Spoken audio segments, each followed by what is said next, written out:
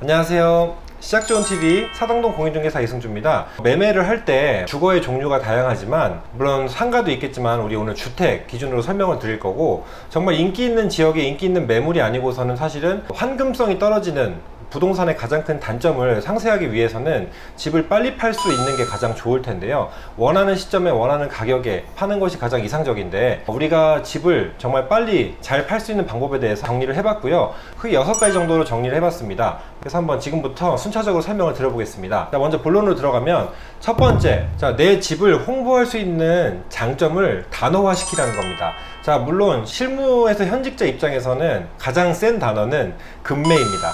시세 대비 정말 저렴하게 금매라는 단어는 누구도 혹하게 만들 수밖에 없고요. 일반적으로 부동산에서 광고를 할 때는 특히 이제 네이버가 가장 활성화되어 있는데, 네이버 광고가 아무래도 좀 신빙성도 높고 허위 매물 신고에 대한 두려움도 크기 때문에, 그리고 또 아파트 같은 경우는 같은 건물의 같은 동 호수는 똑같은 호수라고 하면은 노출을 안 하더라도 여러 중개사가 한 물건에 여러 개가 보이게 되어 있어요. 그래서 사실 특징이나 단어 선정, 어떻게 단어를 선택했느냐에 따라서 클릭을 하는 횟수가 좀 달라질 수도 있는데요, 임팩트 있는 단어를 선정을 해야 된다는 겁니다. 단어화 시키는 게 가장 좋은데요, 뭐 예를 들면 이런 겁니다. 베란다, 넓은 베란다, 아니면 특 올수리, 그냥 올수리 말고 특 올수리, 특화시켜서 올수리했다라는 단어로 또 쓸 수도 있겠죠. 아니면 뭐 전망이 좋다면 펜트하우스층이라면 최상위층이라고 하지 말고 펜트하우스층이라고 한다든지, 아니면 63빌딩 전망이 보인다, 아니면 바다 전망, 산 전망, 이런 식으로 단어 선정을 좀 임팩트 있는 장점을 살려서 중개업소에 내놓으실 때 이 단어를 좀 강조해 달라고 말씀하시면 한 팀 보러 올 거를 두 팀 보러 올 수도 있고,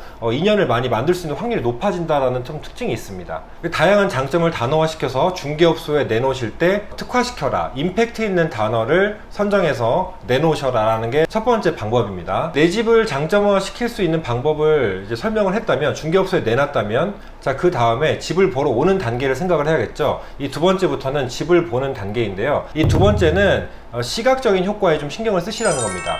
첫 번째로는 당연히 시각이라는 거니까 정리정돈이 되게 중요할 텐데요, 예를 들면 출입문에 딱 들어왔을 때부터 슬리퍼를 가지런히 놓으신다든지, 그리고 이제 신발장에 신발을 넣고 정리를 하고 출입문 쪽을 입구 쪽부터 깔끔하게 해놓으시면 들어오는 사람들이 굉장히 좋은 이미지를 받을 수가 있습니다. 특히 그리고 신발장이 좁으면 이미지 자체가 좁은 집이라는 인식이 되거나 되게 협소한 느낌을 받을 수 있기 때문에 신발장 정리를 잘 해두셔야 되고요. 그 다음에 이제 뭐 방을 보실 거 아니에요. 옷방, 베란다, 화장실 등을 볼 텐데요, 주방 볼 때도 집기나 도구들을 가지런히 정리한 모습, 그리고 화장실도 정갈하게 정리한 모습, 침구류도 잘 개서 놓은 모습, 그리고 옷방도 옷을 막 이렇게 풀어 헤치거나 짐을 많이 쌓아두는 것 말고 공간 활용도 측면에서도 되게 넓어 보일 수 있도록 불필요한 짐들을 좀 제거해 놓으시고 집을 보러 올 수 있게끔 최적의 시각적인 효과를 만들어 놓으시는 게 중요합니다. 물론 수리를 했다면 금상첨화예요. 근데 이제 인테리어적인 부분이 조금 딸린다라고 하면 공간적인 활용도나 시각적으로 좀 정리정돈이 잘 돼 있는 모습을 보여주면 구옥일지라도 좀 깨끗해 보이는 효과가 있겠죠. 왜냐하면 집을 보러 오는 사람들은 이게 신축집인지 구옥인지 정도는 다 파악하고 오기 때문이에요. 그리고 집을 볼 의사가 있다는 것 자체가 계약할 확률이 있기 때문에 일단 집을 들여오게끔 만들었을 때, 집을 들어왔을 때 성사율을 높이는 게 좀 중요합니다. 그 다음에 또 시각적인 효과의 끝으로는 조명이 가장 큽니다. 조명을 우리 큰돈 들일 필요 없어요. 예를 들면 주방에는 가등이 없으신 분들은 가등 같은 거 하나 놓으시고, 주광색, 주백색, 일반 전등색, 이렇게 세 가지 색깔이 크게 나뉘는데요, 방이나 베란다 아니면 주방, 이렇게 공간별로 색깔을 조금씩 다르게 배치를 하시면 소액으로도 되게 인테리어적인 효과를 누릴 수가 있습니다. 시각적인 효과가 되게 좋아 보일 수가 있어요. 제가 실제로 임장을 다닐 때도 오래된 집인데도 조명만 바꿔도 되게 깨끗해 보이고 시각적으로 좋은 집으로 보일 수가 있기 때문에 이 부분이 한몫을 한다라는 겁니다. 자, 그래서 크게 두 번째 설명, 시각적인 효과 생각하셔야 된다라는 거 설명드렸고요. 자, 세 번째는 이게 시각이 있다면 이제 후각적인 효과를 또 생각하시면 좋아요. 왜냐면 집에 갔는데 깨끗한 집인데도 쾌쾌한 냄새가 난다, 묵은 냄새, 혹은 뭐 음식물 쓰레기 냄새, 아니면 뭐 각종 쩔은내 있죠, 담배 냄새 같은 거, 이런 것들이 되게 사람을 기분 나쁘게 할 수가 있어요. 그리고 또 땀 냄새 같은 게 심하게 있거나 옷이 안 마른 냄새, 종류가 악취가 다양하잖아요. 그럴 때는 환기를 잘 시켜 놓으시고 출입문부터 은은한 방향제나 탈취제 놓으시고, 화장실에 디퓨저 같은 거 하나 놓으시면 향도 은은하게 퍼지면서 화장실을 열었을 때 좋은 향이 납니다. 화장실이라는 공간에 대해서 또 냄새에 예민할 수 있기 때문에 디퓨저 같은 거 놓으시면 효과가 되게 큽니다. 그리고 그리고 침구류 같은 데도 섬유 탈취제 같은 거 뿌려 놓으시고 옷장에도 한번 뿌려 놓으시고 이렇게 탈취제를 좀 곳곳에 놓으시면은 후각적인 효과로도 좋은 향을 맡으시면은 아무래도 이미지가 훨씬 좋아질 수 있겠죠. 그래서 이제 세 번째는 후각적인 효과 설명을 드릴 수 있겠습니다. 네 번째는 시세 설정인데요. 사실은 어떻게 보면 첫 번째 단계라고 놓을 수가 있는데, 이 시세는 처음에 내놓을 때 시세를 잘 파악을 하셔야 되는데 그건 기본적이고, 아파트 같은 경우는 실거래가나 실제 매물들을 보면 알 수가 있을 거예요. 근데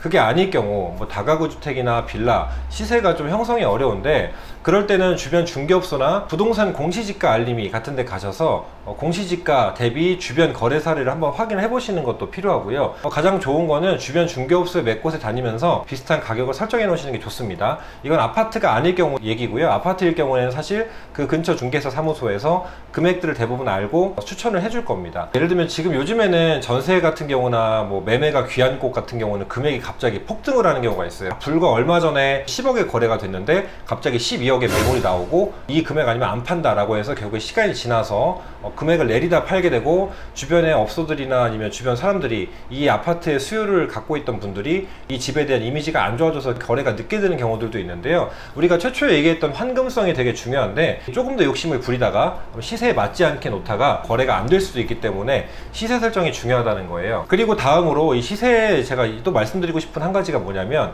내 집 주변에 교통 호재 혹은 개발 호재 같은 호재나 아니면 악재가 있는지를 확인을 하셔야 됩니다. 자, 호재가 있다 그러면 마음이 바뀌어가지고 이 집값이 폭등하는 거를 뭐 보다 보면 매도인 입장에서도 갑자기 마음을 돌리는 경우가 있어요. 그래서 배액을 상환하면서까지 불필요한 돈을 물어주면서까지 계약을 해지하는 경우가 있기 때문에 이런 부분들 잘 생각하시고 마음을 먹고 집을 내놔야 됩니다. 결론적으로 시세 대비 적당한 금액에 내놔야 된다는 거예요. 근데 1번에 이야기가 좀 상충될 수가 있는데요. 금매랑 시세 대비 적당한 금액이랑 좀 다를 수 있지 않냐라고 하는데, 시세를 아신다면 진짜로 환금성이 중요하고 내가 이 정도면 차익을 많이 봤으니까 좀 괜찮다, 시세 대비 좀 저렴하게 내놓을 수 있다라고 하시면 금매라는 단어를 쓰시라는 거니까 혼동 안 하셨으면 좋겠고요. 단어를 장점화 시키라는 특징의 예시로 제가 설명을 드린 겁니다. 자, 그 다음 다섯 번째는 서류상 준비인데요. 이 말이 뭐냐면, 일반적으로 뭐 서류를 확인할 때, 공부를 확인할 때 건축물 대장도 확인하고, 어떤 규제 지역인지 토지 이용 규제 확인원도 확인하고, 가장 많이 보는 게 등기상 정보 증명서죠. 등기부등본을 많이 보는데요.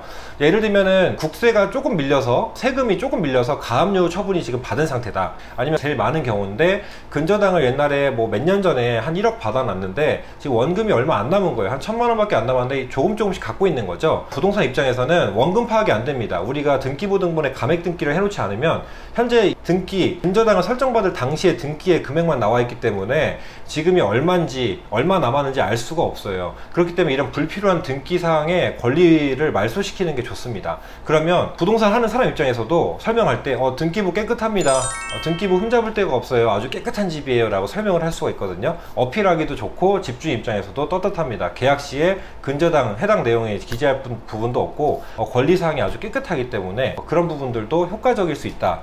왜냐하면 집이 마음에 들고 집을 본 다음 단계 서류를 볼 때, 어필을 할 때 중개사 입장에서도 이 집 되게 깨끗한 집이네요, 흠 하나 없어요 라고 이야기하기도 편하고, 그럼 그 다음에 계약 단계 넘어가기가 한결 더 수월해지겠죠. 자, 이제 끝으로 여섯 번째입니다. 계약 시에 이제 준비해야 될 것들, 계약 시에 또 현명한 방법 중에 하나인데요. 우리가 여기까지 왔으면 이제 계약 단계인 거예요. 계약 단계에서 갑자기 욕심을 부려서 이거를 안 해주면 안 할 거예요, 뭐 이거 여기까지 안 해주면 안 할 거예요 라고 해서 계약이 여기까지 와서 성사가 안 되는 경우가 아주 부지기수입니다. 예를 들면 계약하는 사람들은 거의 조건이 이런 식이에요.